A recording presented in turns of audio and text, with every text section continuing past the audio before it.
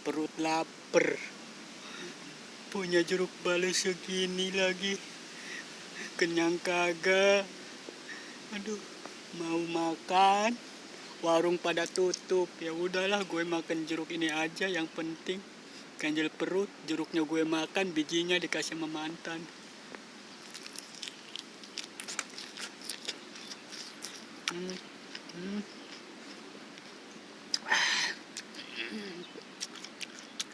Adem.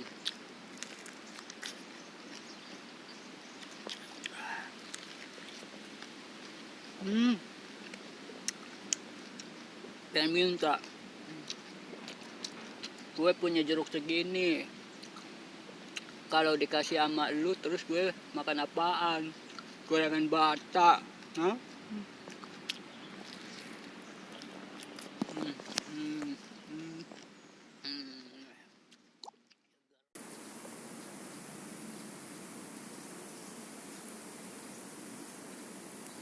Sedewasa apapun cowok kalau berduaan sama pacarnya pasti kayak anak kecil.